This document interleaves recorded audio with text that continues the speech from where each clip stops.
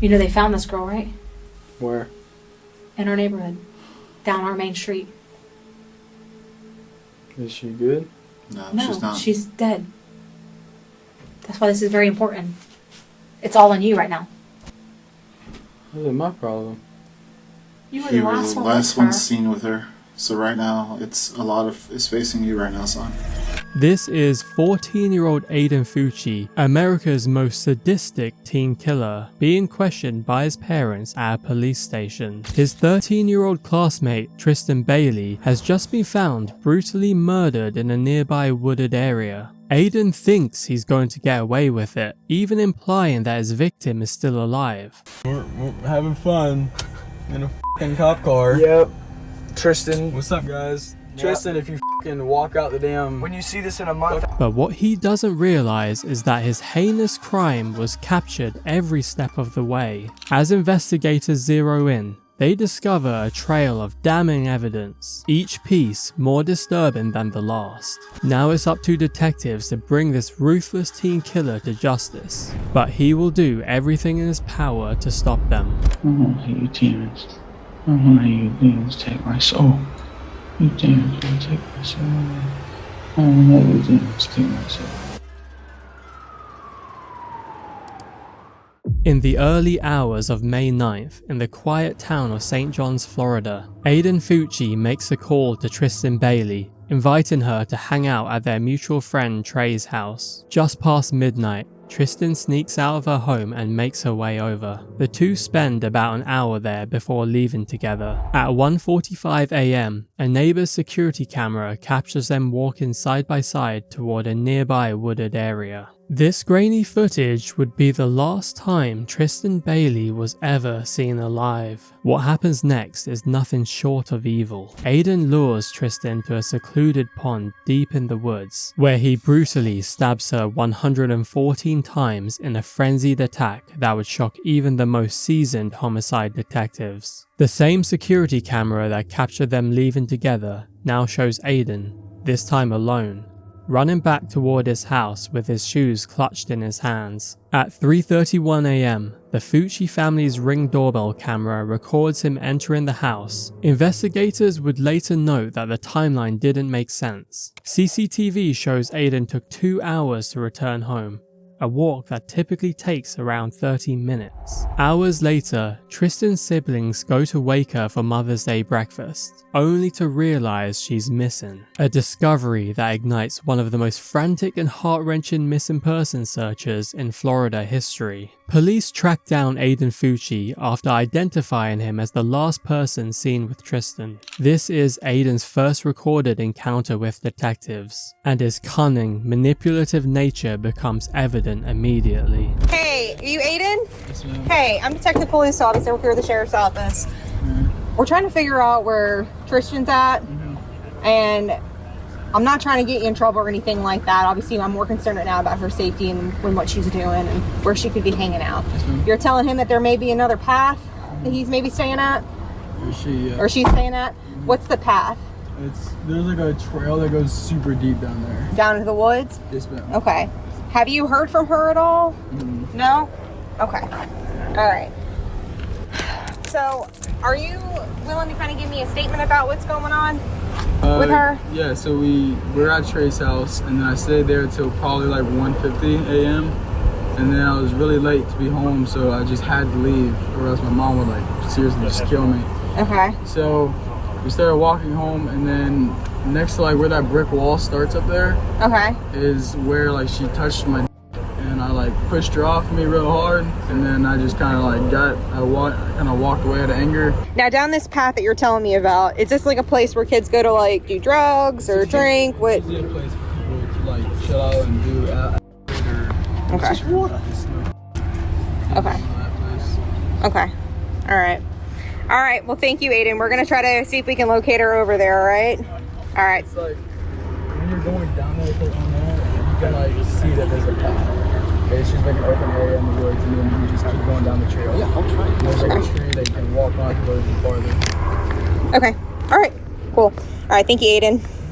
Aiden's narcissism is on full display as he fabricates a cover story, claiming Tristyn made an unwanted advance and that he pushed her away. When Aiden is later interviewed by another detective, his demeanor shifts. He becomes guarded, restrained, and far less willing to speak. Do you understand each of these rights if I've explained them to you? Yes, sir. Okay. With these rights in mind, do you wish to talk to us now? No, sir. Okay. All right. So you don't want to talk to us? I told y'all what happened. But I can't really tell y'all anymore because I don't really know what happened. No, if you don't, that's fine. You don't want to talk to us, you don't have to talk to us. Okay? Take his phone too for now. We're gonna be holding on to your phones, alright, buddy? After Aiden refuses to cooperate any further, the detective moves quickly, instructing another officer to seize his phone, knowing it could hold critical evidence to the case. But before they can take it, Aiden manages to send a series of Siri voice messages to his girlfriend. Hey Siri, text Dream Girl. They took my phone. I'm using Siri, and I love you. Bye. Your message to Dream Girl says they took my phone, I'm using Siri, and I love you, bye. Ready to send it? Yes. Okay, it's sent. Hey Siri, text Dream Girl. I'm talking through the glass. I cannot see your text. Your message to Dream Girl says I'm talking through the glass, I cannot see your text. Ready to send it? Yes. Okay, it's sent. Hey Siri, text Dream Girl. Please stick with me through this. Sorry, I missed that. Could you say it again, please? Please stick with me through this. I'm sorry. Tristyn's body is later discovered by a jogger in the wooded area. Her hair is matted and stained red with blood, and she has multiple stab wounds to her hands, arms, and neck. Clear defensive injuries indicating she fought for her life. With that discovery, the search ends and the homicide investigation begins. Aiden is brought to the police station with his parents for questioning, and while they wait to speak with detectives, his parents press him about what he told police, and Aiden's response is both cold and shocking. Have they been asking you questions? Well, they asked like what color is my hair and what color are my eyes and all that. That's all I am. And then where we lived. You know they found this girl, right? Where? In our neighborhood. Down our main street. Is she good? No, No, she's not. she's dead. That's why this is very important. It's all on you right now. What is my problem? You were He the was last the one last with one her. seen with her. So right now, it's facing you right now, son. So however you talk, you breathe, you think, then you respond. This is very serious, Aiden. You can't act like I don't know. I don't know. You can't, and you can't You say nothing understand that's this is gonna mess you up. serious? Clearly. You understand, right? Mm-hmm. Everything you say will affect you. That Snapchat that you did was not very smart. Not good either. at all. Now we have people wanting to burn our house down and our cars down because of that Snapchat thing you did. It's all over. You're all over the internet and everywhere. Social media. It is on social media. You'll probably come stay with me after we get done with this. Just for your well, safe being. When Aiden's parents tell him that Tristyn's body has been found, his reaction exposes just how detached he truly is. They also explain that their family is receiving threats, triggered by a Snapchat post Aiden made earlier. What they are referring to is this selfie Aiden took in the back of a patrol car captioned, "Hey guys, has anyone seen Tristyn lately?" This selfie would be shared all over the internet, with classmates immediately pointing out the obvious, that Aiden was the last person to be seen with her. And it doesn't stop there. He also posts a mocking video, openly implying Tristyn might still be alive, and suggesting the entire situation is being staged. It's in a cop car, cuz. Tripping, dude. We're having fun in a fucking cop car. Yep. Tristyn. What's up, guys? Yeah. Tristyn, if you fucking walk out the damn... When you see this in a month, Back inside the interrogation room, Aiden begins telling his parents his version of what happened that night. Did you tell them anything different in the cop car that we don't know about? No. Do you know if this girl got picked up? I told him about her dealer. You think she got picked up by him? I mean, probably. She said she wasn't coming home. She said she's gonna find somebody to stay at After their you left her house. there walking, like you think she got picked up after that? She just kept walking? Probably. I mean, I don't know. Do you know if she turned the other direction or if she was just still walking behind you? She pushed her down and then you walked away. We shouldn't be talking. I was just asking what he told the cops. I didn't see anything understand. different. I was just asking what he told them. Did you see this 20-year-old kid? You didn't get in his car? I never even saw him before. I just heard about him. That night? Hmm? You just heard about him that night? Oh no, I've heard about him many times. Do you have the black car? I don't know. According to Aiden, Tristyn was supposedly picked up by a drug dealer after telling him she wasn't going home and needed somewhere else to stay. Notice that this claim is entirely absent from his initial interview. It only surfaces later after detectives confront him about his inconsistencies in his story. And as Aiden's parents continue pressing him about why he was with Tristyn so late at night, one thing becomes impossible to ignore. Aiden always has an answer ready. What were you doing outside that late at night? I was at Trey's house hanging out with them. Did you kiss or do anything with this girl? Be honest as you can to them. Yeah, I kissed her. Anything further? Mm-mm. So your DNA's gonna be on her. Very We serious. saw your shoes were off on the camera. Why were your shoes off? Because my feet were hurting. And the shoes give me blisters.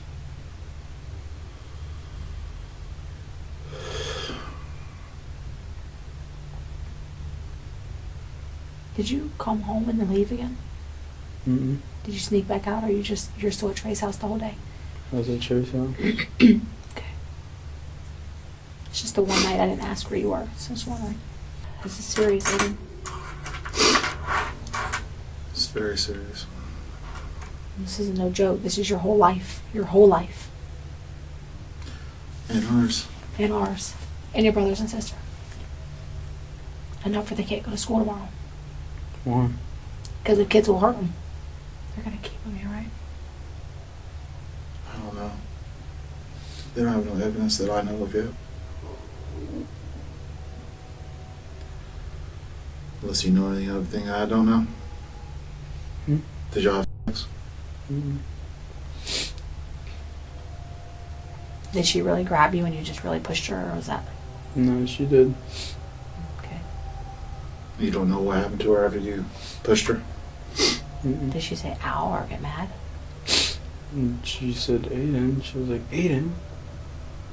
I think I pushed her, but I just told her to F off. And I just walked off. Do you know what direction she walked it? Probably the other way, because she wasn't next to me anymore. You didn't look back or nothing? Mm-mm. Nothing to worry about, right? Mm-mm. They're searching our house right now. Why were you down? Hmm? Were you wet when you got home?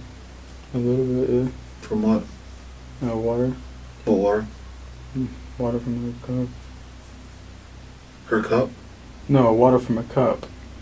A drink. You spit on yourself? Mm-hmm. Why? Fell off my hand. What a day. What a nightmare.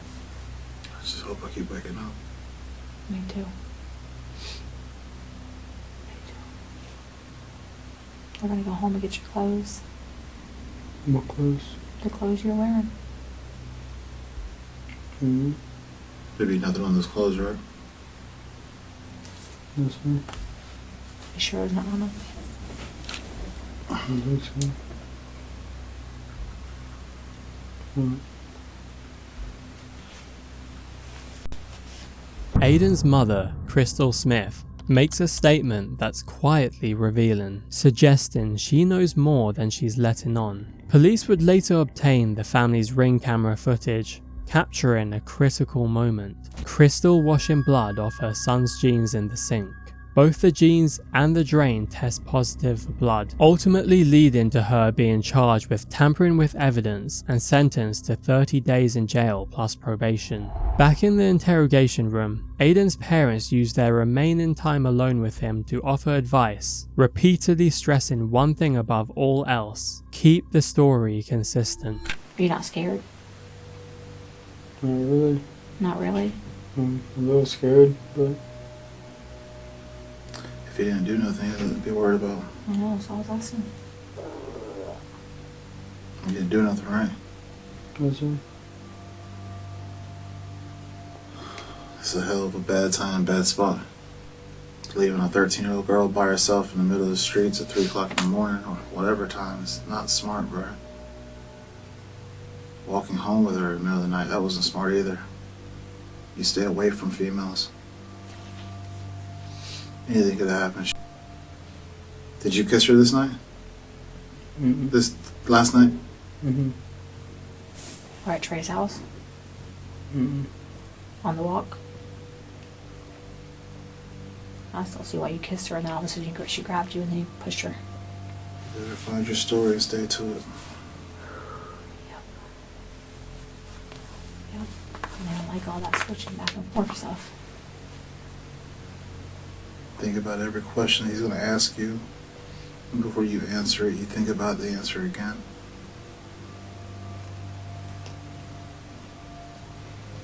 The next hour or two.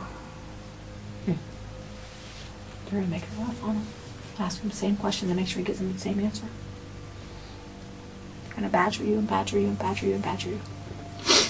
Till your answer changes. Hopefully you don't have to worry about you.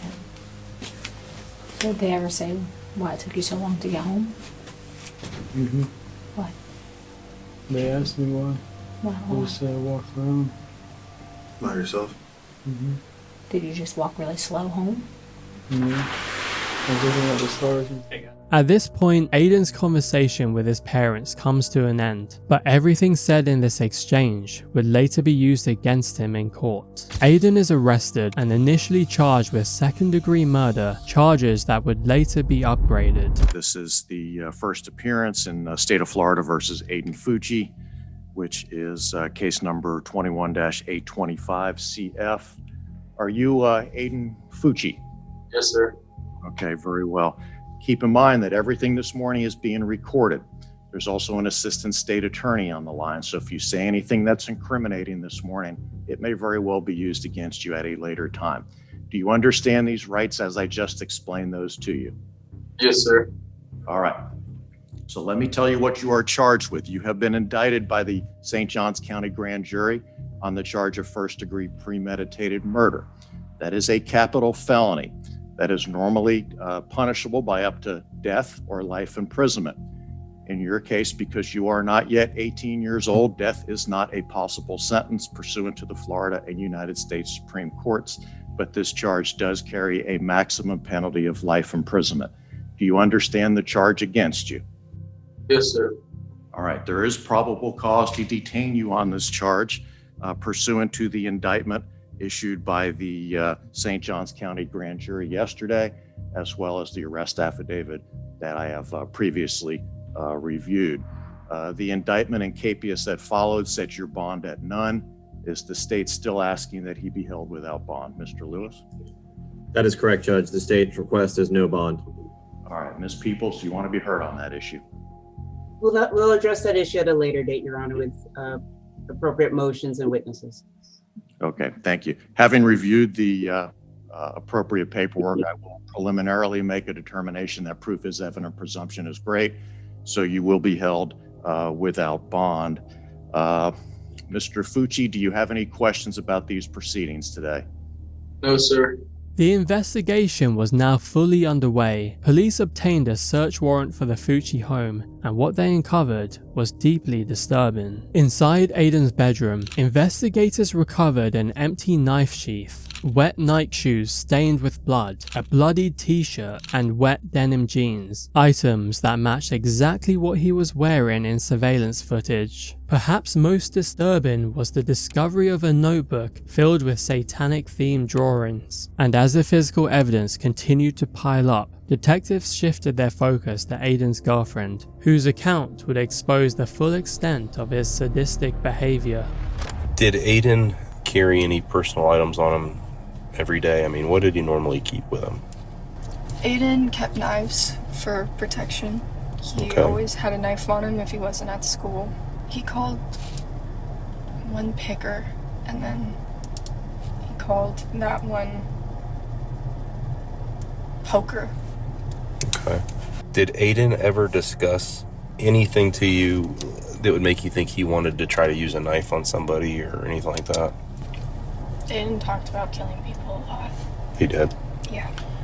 But Aiden and I had a dark sense of humor, and I never took him seriously. Right. He talked about wanting to kill me. Sometimes he would take his knife and pretend to stab me with it, or sometimes he would come up behind me and put it against my throat and pretend to slit my throat. But I wasn't scared or anything. He never... You trusted him? Yeah. Right. Did you ever hear Aiden discuss having a certain plan that he wanted to carry out? And not maybe specifically to a certain person, but did he ever discuss in detail, like, this is how I would do something, or this is what I want to do? Yeah, he did. Can you tell me about that?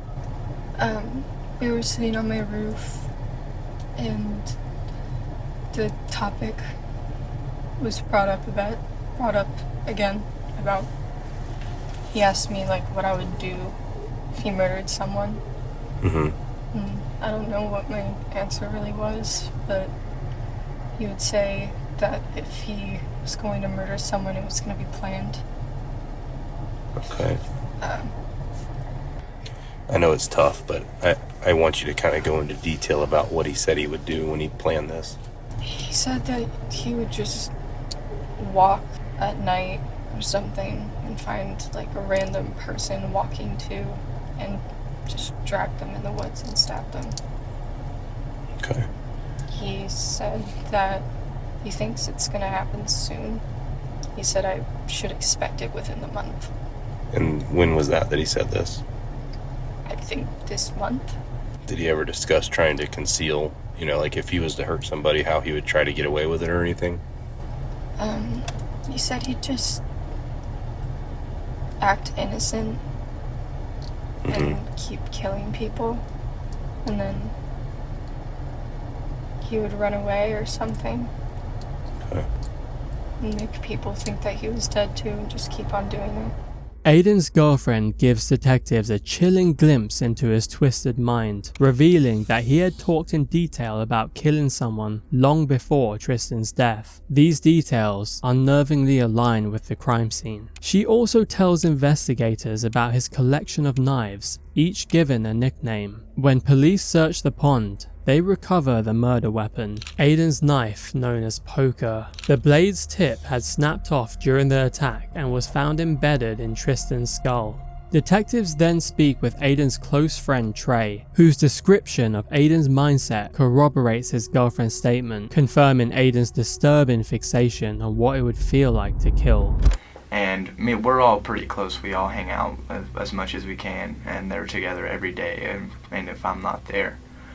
Tristyn, I would hang out with her more alone, or with, like, if I had somebody staying the night, she'd come over and it'd be the three of us. Because Aiden, I have hung out with Aiden and Tristyn before at my house 2 to 3 times already, and everything was perfectly fine. Like, nothing ever seemed peculiar. He's never said he was going to do anything, or nothing ever came up. And now, like, that's why I got this, like, was a curveball to me, because, I mean, Aiden has said, like, some messed up stuff to me, like, to Zophie, saying he was going to do things, but you don't really take any of that stuff serious as coming from a teenager. And he has said he said his knife, he wanted to, like, slit somebody's throat, and, like, he said it'd be satisfying. He's talked about killing people. He's talked about fighting people. I've seen him practice stabbing motions with his knife.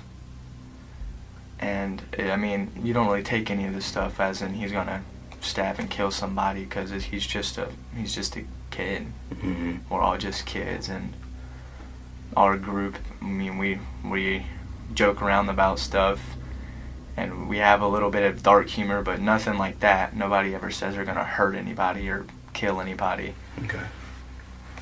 To detectives, a clear pattern begins to emerge from those closest to Aiden. He regularly made disturbing, violent remarks, but no one genuinely believed he would ever act on them. To better understand what was driving him, prosecutors call a psychiatrist to the stand to break down Aiden's psychological profile. What of significance did you note was present and not present about Mr. Fucci's background that ultimately adds to some of the opinions you give in this case? Zofie Bowman in particular talked about Mr. Fucci telling her that things were really difficult at home, that he did not feel very loved or appreciated by his parents. He felt like he was the least important and least liked out of all the family. And when he described the type of people he wanted to kill, do you recall what Zofie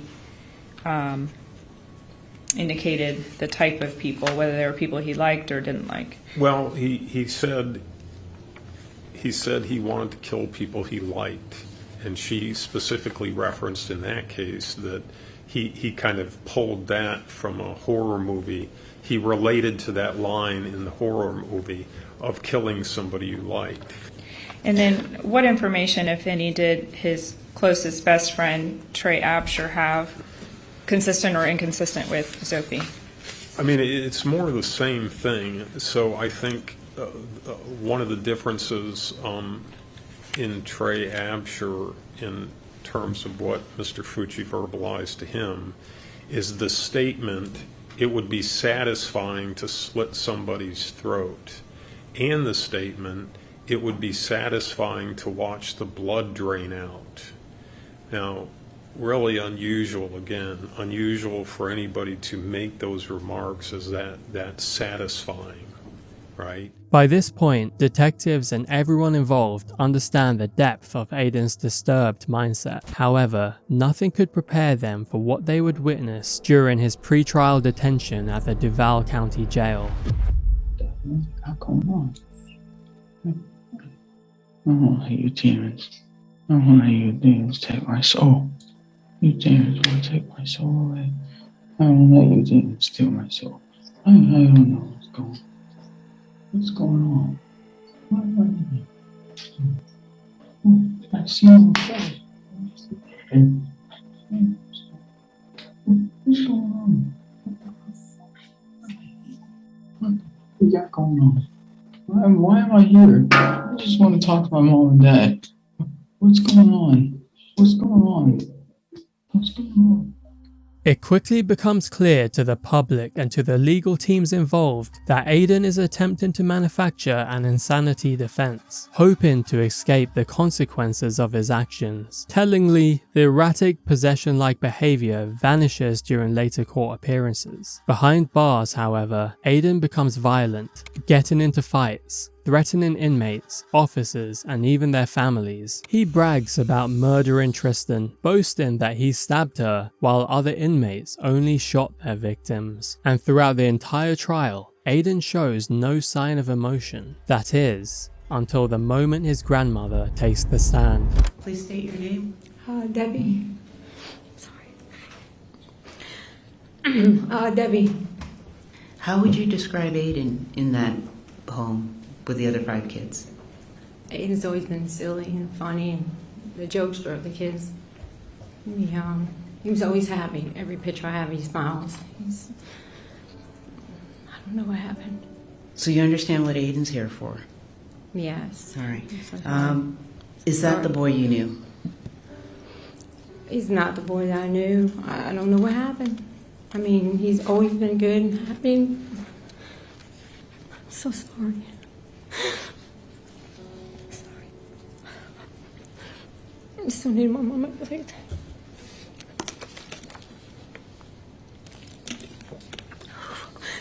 Wow, this is so hard. I'm so sorry. He has a good family, and we don't condone what happened, and we're very sorry for your loss. He's always been such a good kid, and I don't even know where that came from. I mean, he doesn't have any bad in his family or around him, or... How has Aiden's arrest affected your family? We're sad all the time, you know, I mean, this is something you don't plan for, it happens, and you just don't know why, and I pray every day for both families, and I try to stay strong for my children and my grandchildren, because I'm pretty much been their mother, their father, and their grandmother and grandfather, and she always cries, my daughter always cries, and then I cry, and they all cry, and you know, so I just wish I could have changed how things might have happened if I could have been there, you know. And what would you like to say to the court? First I want to say to the family, I'm so sorry. I wish I could change what happened, and we pray for you every day. I pray for you every day. I pray for my family every day. And I hope that you find peace somewhere, and just know that he has a good family, and we miss him. And we lost a child too, you know. I know there's not physically here, but he's here, and we just miss him, and which just didn't happen. I don't know, you know. I just wanted to tell you, I know he has to be punished, and for his actions. And I love him, and his family love him very much too. And I know we're a very large Christian family, and we pray all the time, and I just hope you consider that a little bit, and please don't take him out of our lives forever. I know that I'd die and not be able to spend time with him sometime before I go. This was the only moment Aiden showed any emotion during the trial, but it wasn't grief for Tristyn. It was self-pity. He later issues an apology to the Bailey family through a poorly written letter to the judge, one that even misspells Tristyn's name, a gesture that rings hollow and changes nothing. Aiden Fucci ultimately pleads guilty to first-degree murder and receives his sentence. I would submit that this case is probably the most difficult and shocking case that this county in St. Johns County has dealt with. In the 20 years that I have been, or 16 years that I have been practicing law, and the 30 years that I have lived and worked in this, all of Northeast Florida, this case is one of only a very small few that had this level and this type of impact on the community. 114 stab wounds, 49 defensive wounds, 35 wounds to the head and neck, 29 to the back and shoulder, and 6 fatal wounds. The 49 defensive wounds indicate that Tristyn Bailey was conscious, that she was aware, and that she was doing everything she could to fend off this attack. She suffered a painful, horrifying death from someone that she trusted. Her screams were most likely stifled by her own suffocating lungs. He lured her into a secluded place in the woods near his home, a person that she trusted, and he led her there under false pretenses. There was a heightened level of premeditation in this case. Based on the prior statements that he made to his girlfriend and his friend, he indicated that he was going to kill someone. At which point he determined that it was going to be Tristyn Bailey, I don't know. But there was going to be a victim. Mr. Fucci, having entered a plea of guilty to the crime of first-degree murder, I adjudicate you guilty of the premeditated first-degree murder of Tristyn Bailey. I sentence you to life in prison. Because of your age, you are eligible for review of the sentence in 25 years. Justice had finally caught up to Aiden, but for Tristyn's family, it changed nothing about the daughter and sister they would never get back. I want to be clear, saying that your insincere apology is not accepted. In no part did I sense any glimmer of any true remorse felt in your apology. Without question, I know that statement was for some self-serving purpose that you have. I loathe your very existence and know that there is nothing within you that reflects the smallest amount of goodness or human decency. 114.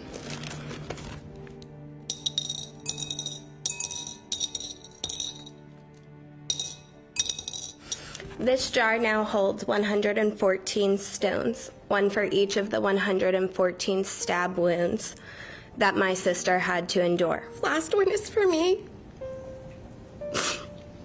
It represents everything that you have stolen from me. My words, my joy, my hope, my future, and my beautiful daughter.